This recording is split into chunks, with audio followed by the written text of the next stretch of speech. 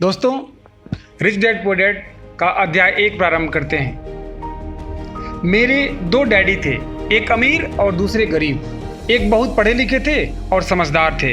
वे PhD थे और उन्होंने अपने 4 साल के अंडर ग्रेजुएट कार्य को 2 साल से भी कम समय में कर लिया था।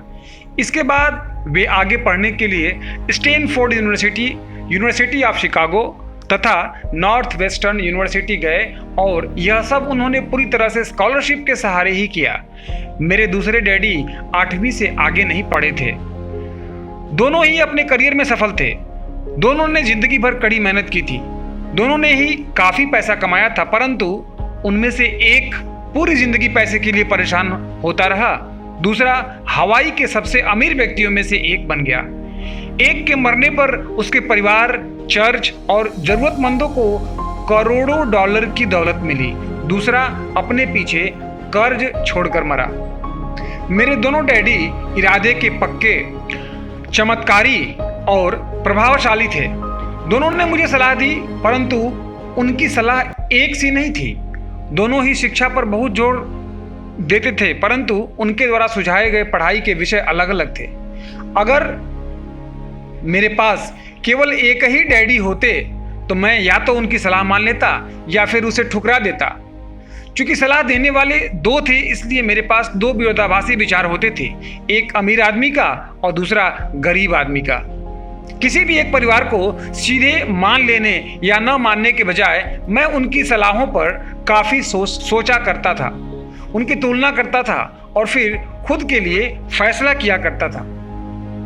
समस्या यह थी कि अमीर डैडी अभी अमीर नहीं थे और गरीब डैडी अभी गरीब नहीं थे। दोनों ही अपने करियर शुरू कर रहे थे और दोनों ही दौलत तथा परिवार के लिए मेहनत कर रहे थे, परंतु पैसे के बारे में दोनों के विचार और नजरिए एकदम अलग थे। उदाहरण के तौर पर एक डैडी कहते थे पैसे का मोह ही सभी बुराइयों की जड़ है, जबकि दूसरे डैडी कहा करते थे पैसे की कमी ही सभी बुराइयों की जड़ है। जब मैं छोटा था तो मुझे दोनों डैडियों की अलग अलग सलाहों से दिक्कत होती थी। एक अच्छा बच्चा होने के नाते मैं दोनों की बातें सुनना चाहता था। परेशानी यह थी कि दोनों एक सी बातें नहीं कहते थे। उनके विचारों में जमीन आसमान का फर्क था। खासकर पैसे के मामले में मैं काफी लंबे समय तक यह सोचा करता कि उनमें से किसने क्या कहा, क्यों कहा और उसका परिणाम क्या होगा। मेरा बहुत सा समय सोच विचार में ही गुजर जाता था। मैं खुद से बार बार इस तरह के सवाल पूछा करता, उन्होंने ऐसा क्यों कहा? और फिर दूसरे डैडी की कही हुई बातों के बारे में भी इसी तरह के सवाल पूछता। काश मैं यह बोल सकता, हाँ वे बिल्कुल सही हैं, मैं उनकी बातों से पूरी तरह सहमत हूं, या यह कहकर मैं सीधे उनकी बात ठुकरा सकता। बुड्ढे को यह नहीं पता कि यह क्या कह रहा है। क्योंकि दोनों ही मुझे प्यारे थे, इसलिए मुझे खुद के लिए सोचने पर मजबूर होना पड़ता। इस तरह सोचना मेरी आदत बन गई, जो आगे चलकर मेरे लिए बहुत फायदेमंद साबित हुई। अगर मैं एक तरह से ही सोच पाता तो यह मेरे लिए इतना फायदेमंद नहीं होता। धन दौलत का विषय स्कूल में नहीं बल्कि घर पर पढ़ाया जाता है। शायद इसीलिए अमीर लोग ज्यादा अमीर होते हैं, जबकि गरीब और ज्यादा गरीब होते जाते हैं और मध्यम वर्ग कर्ज में डूबा रहता है। हम में से ज्यादातर लोग पैसे के बारे में अपने माता पिता से सीखते हैं। कोई गरीब पिता अपने बच्चे को पैसे के बारे में क्या सिखा सकता है? वह सिर्फ इतना ही कर सकता है कि स्कूल जाओ और मेहनत से पढ़ो। हो सकता है वह बच्चा अच्छे नंबरों से कॉलेज की पढ़ाई पूरी कर ले, फिर भी पैसे के मामले में उसकी मानसिकता और उसका सोचने का ढंग एक गरीब आदमी जैसा ही बना रहेगा। यह सब उसने तब सीखा था जब वह छोटा बच्चा था। धन का विषय स्कूलों में नहीं पढ़ाया जाता। स्कूलों में शैक्षणिक और व्यावसायिक निपुणताओं पर जोर दिया जाता है, न कि धन संबंधी निपुणता पर। इससे यह साफ हो जाता है कि जिन स्मार्ट बैंकर्स, डॉक्टर्स और अकाउंटेंट्स के स्कूल में अच्छे नंबर्स आते हैं, वे जिंदगी भर पैसे के लिए संघर्ष क्यों करते हैं। हमारे देश पर जो भारी कर्ज लदा हुआ है वह काफी हद तक उन उच्च शिक्षित राजनेताओं और सरकारी अधिकारियों के कारण हैं जो आर्थिक नीतियां बनाते हैं। और मजे की बात यह है कि वे धन के बारे में बहुत कम जानते हैं। मैं अक्सर नई सदी में आने वाली समस्याओं के बारे में सोचता हूं। तब क्या होगा जब हमारे पास ऐसे करोड़ों लोग होंगे जिन्हें आर्थिक और चिकित्सकीय मदद की जरूरत होगी। धन संबंधी मदद के लिए या तो वे परिवार पर या फिर सरकार पर निर्भर होंगे। क्या होगा जब मेडिकेयर और सोशल सिक्योरिटी के पास का पैसा खत्म हो जाएगा? किस तरह कोई देश तरक्की कर पाएगा अगर पैसे के बारे में पढ़ाई की जिम्मेदारी माता पिता के ऊपर छोड़ दी जाएगी, जिनमें से ज्यादातर गरीब हैं या गरीब होंगे। क्योंकि मेरे पास 2 प्रभावशाली डैडी थे, इसलिए मैंने दोनों से ही सीखा। मुझे दोनों की सलाह पर सोचना पड़ता था। इस तरह से सोचते सोचते मैंने यह भी जान लिया कि किसी व्यक्ति के विचार उसकी जिंदगी पर कितना जबरदस्त प्रभाव डाल सकते हैं। उदाहरण के तौर पर एक डैडी को यह कहने की आदत थी, मैं इसे नहीं खरीद सकता। दूसरे डैडी इन शब्दों के इस्तेमाल से चिढ़ते थे। वे जोर देकर कहा करते थे कि मुझे इसके बजाय यह कहना चाहिए, मैं इसे कैसे खरीद सकता हूं। पहला वाक्य नकारात्मक है और दूसरा प्रश्नवाचक। एक में बात खत्म हो जाती है और दूसरे में आप सोचने के लिए मजबूर हो जाते हैं। मेरे जल्द ही अमीर बनने वाले डैडी ने मुझे समझाया कि जब हम कहते हैं मैं इसे नहीं खरीद सकता तो हमारा दिमाग काम करना बंद कर देता है। इसके बजाय जब हम यह सवाल पूछते हैं कि मैं इसे कैसे खरीद सकता हूं तो हमारा दिमाग काम करने लगता है। उनका यह मतलब नहीं था कि आप जिस चीज पर दिल आ जाए उसे खरीद ही लें। वे लगभग दीवानगी की हद तक अपने दिमाग को कसरत करवाना चाहते थे, क्योंकि उनके ख्याल से दिमाग दुनिया का सबसे ताकतवर कंप्यूटर है। मेरा दिमाग हर रोज तेज होता जाता है क्योंकि मैं इसकी कसरत करता रहता हूं। यह जितना तेज होता जाता है मैं इसकी मदद से उतना ही ज्यादा पैसा कमा सकता हूं। उनका मानना था कि मैं इसे नहीं खरीद सकता कहना दिमागी आलस की पहचान है। हालांकि दोनों ही डैडी अपने काम में कड़ी मेहनत करते थे, परंतु मैंने देखा था कि पैसे के मामले में एक डैडी की आदत यह थी कि वे अपने दिमाग को सुला देते थे और दूसरे डैडी अपने दिमाग को लगातार कसरत करवाते रहते थे। इसका दीर्घकालीन परिणाम यह हुआ कि एक डैडी आर्थिक रूप से बहुत अमीर होते चले गए, जबकि दूसरे डैडी लगातार कमजोर होते गए। इसे एक तरह से समझें कि एक व्यक्ति हर रोज कसरत करने के लिए जिम जाता है, जबकि दूसरा व्यक्ति अपने सोफे पर बैठकर टीवी देखता रहता है। शरीर की सही कसरत से आप ज़्यादा तंदुरुस्त हो सकते हैं और दिमाग की सही कसरत से आप ज़्यादा अमीर हो सकते हैं। आलस्य से स्वास्थ्य और धन दोनों का नुकसान होता है।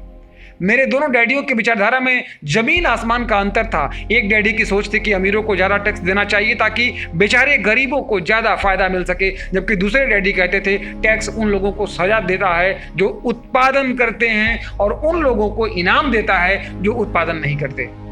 एक डैडी सिखाते थे मेहनत से पढ़ो ताकि तुम्हें किसी अच्छी कंपनी में नौकरी मिल जाए, जबकि दूसरे डैडी की सीख यह थी कि मेहनत से पढ़ो ताकि तुम्हें किसी अच्छी कंपनी को खरीदने का मौका मिल जाए।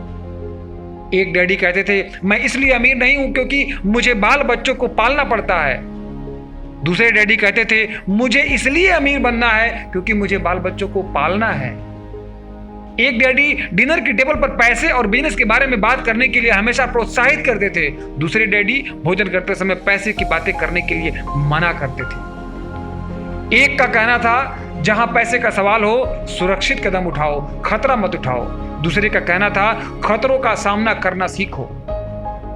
एक का मानना था हमारा घर ही हमारा सबसे बड़ा निवेश और हमारी सबसे बड़ी संपत्ति है। दूसरे का मानना था मेरा घर मेरा दायित्व है और अगर आपका घर आपकी नजर में आपका सबसे बड़ा निवेश है तो आप गलत हैं। दोनों ही डैडी अपने बिल समय पर चुकाते थे, परंतु उनमें से एक सबसे पहले अपने बिल चुकाता था जबकि दूसरा सबसे आखिर में।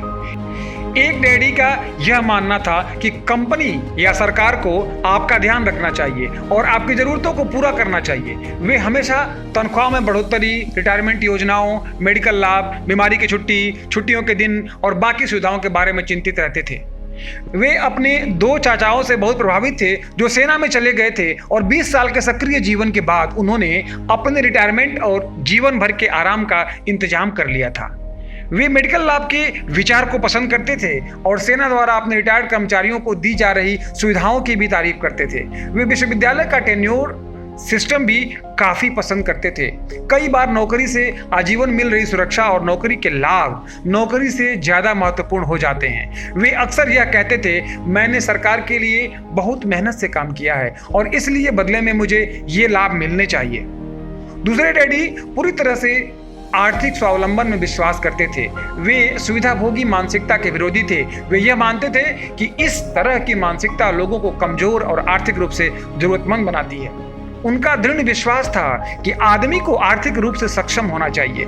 एक डैडी कुछ डॉलर बचाने के लिए परेशान रहे, दूसरे डैडी एक के बाद एक निवेश करते रहे। एक डैडी ने मुझे बताया कि अच्छी नौकरी तलाशने के लिए अच्छा सा बायोडाटा कैसे लिखा जाए। दूसरे ने मुझे यह सिखा दिया कि कैसे मजबूत व्यावसायिक और वित्तीय योजनाएं लिखी जाएं, जिससे मैं नौकरियां दे सकूं।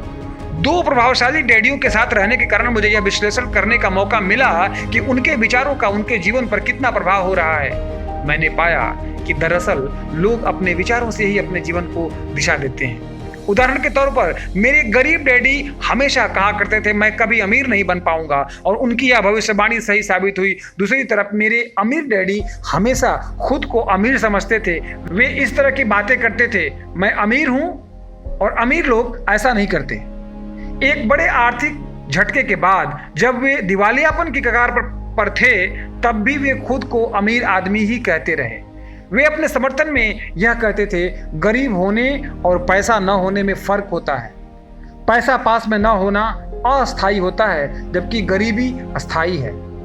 मेरे गरीब डैडी यह भी कहते थे, मेरी पैसे में कोई रुचि नहीं है या पैसा महत्वपूर्ण नहीं है। मेरे अमीर डैडी हमेशा कहते थे, पैसे में बहुत ताकत है। हो सकता है हमारे विचारों की ताकत तो कभी भी मापा न जा सके या फिर उन्हें पूरी तरह से समझा न जा सके। फिर भी बचपन में ही मैं यह समझ गया था कि हमें अपने विचारों पर ध्यान देना चाहिए और अपनी अभिव्यक्ति पर भी। मैंने देखा कि मेरे गरीब डैडी इसलिए गरीब नहीं थे क्योंकि वे कम कमाते थे, बल्कि इसलिए गरीब थे क्योंकि उनके विचार और काम गरीबों की तरह थे। दो डैडी होने के कारण बचपन से ही मैं इस बारे में बहुत सावधान हो चला था कि मैं किस तरह की विचारधारा अपनाऊं, मैं किसकी बात मानूं, अपने अमीर डैडी की या अपने गरीब डैडी की। हालांकि दोनों ही दिशा और ज्ञान को बहुत महत्वपूर्ण मानते थे, परंतु क्या सीखा जाए, इस बारे में दोनों की राय अलग अलग थी। एक चाहते थे कि मैं पढ़ाई में कड़ी मेहनत करूं, डिग्री लूं और पैसे कमाने के लिए अच्छी सी नौकरी ढूंढ लूं। वे चाहते थे कि मैं एक पेशेवर अधिकारी, वकील या अकाउंटेंट बन जाऊं या MBA कर लूं। दूसरे डैडी मुझे प्रोत्साहित करते थे कि मैं अमीर बनने का रहस्य सीख लूं, यह समझ लूं कि पैसा किस तरह काम करता है और यह जान लूं कि इससे अपने लिए कैसे काम लिया जाता है। मैं पैसे के लिए काम नहीं करता, इन शब्दों को भी बार बार दोहराया करते थे। पैसा मेरे लिए काम करता है। 9 वर्ष की उम्र में मैंने यह फैसला किया कि पैसे के बारे में मैं अपने अमीर डैडी की बात सुनूंगा और उनसे सीखूंगा। यह फैसला करने का मतलब था कि अपने गरीब डैडी की बातों पर ध्यान न देना। हालांकि उनके पास कॉलेज की बहुत सी डिग्रियां थी जो मेरे अमीर डैडी के पास नहीं थी। रॉबर्ट फ्रॉस्ट का सबक। रॉबर्ट फ्रॉस्ट मेरे पसंदीदा कवि हैं। हालांकि मुझे उनकी बहुत सी कविताएं पसंद है, परंतु रोड नॉट टेकन मुझे सबसे ज्यादा पसंद है। मैं इसकी शिक्षा का इस्तेमाल हर रोज करता हूँ। बहुत समय गुजर चुका है, पर मैं अब भी अक्सर रॉबर्ट फ्रॉस्ट की कविता पर चिंतन करता रहता हूँ। पैसे के बारे में अपने पढ़े लिखे डैडी की सलाह और नजरिए को न सुनने का मेरा फैसला दुखद था, परंतु यह एक ऐसा फैसला था जिसने मेरी जिंदगी की दिशा तय कर दी। एक बार मैंने यह फैसला कर लिया कि मुझे किसकी बात सुननी है, तो उसके बाद मेरी धन संबंधी शिक्षा शुरू हो गई। मेरे अमीर डैडी ने मुझे 30 साल से भी ज्यादा समय तक सिखाया, तब तक जब तक कि मेरी उम्र 39 साल नहीं हो गई, और इसके बाद उन्होंने सिखाना बंद कर दिया। उन्होंने यह देख लिया था कि मैं वह सब समझ चुका हूं जो वे मेरी मोटी बुद्धि में भरने की कोशिश कर रहे थे। पैसा एक तरह की ताकत है, परंतु इससे भी बड़ी ताकत है वित्तीय शिक्षा। पैसा तो आता और जाता रहता है, परंतु अगर आप यह जानते हैं कि पैसा किस तरह से काम करता है, तो आप ज्यादा ताकतवर हो जाते हैं और आप दौलत कमाना शुरू कर देते हैं। केवल सकारात्मक चिंतन से ही समस्या हल नहीं हो सकती, क्योंकि ज्यादातर लोग स्कूल में पढ़ते हैं और वहां वे कभी यह नहीं सीख पाते कि पैसा किस तरह से काम करता है, इसलिए वे पैसे के लिए काम करने में अपनी सारी जिंदगी बर्बाद कर देते हैं। मेरी शिक्षा जब शुरू हुई थी तब मैं केवल 9 साल का था, और इसी कारण मेरे अमीर डैडी ने मुझे जो पाठ पढ़ाए थे वे बहुत आसान थे। और सारी बातों को छोड़कर विचार किया जाए तो उन्होंने मुझे 30 सालों तक कुल 6 महत्वपूर्ण पाठ पढ़ाए। यह पुस्तक उन्हीं 6 पाठों के बारे में है और इसे भी उतना ही आसान बनाने की कोशिश की गई कि जितना कि मेरे अमीर डैडी ने इन्हें मेरे लिए आसान बनाया था। यह पाठ आपके लिए जवाब की तरह नहीं लिखे गए हैं, बल्कि मार्गदर्शक की तरह लिखे गए हैं। ऐसे मार्गदर्शक जो ज्यादा अमीर बनने में आपकी और आपके बच्चों की मदद करेंगे, चाहे बदलती हुई इस अनिश्चित दुनिया में कुछ भी होता रहे।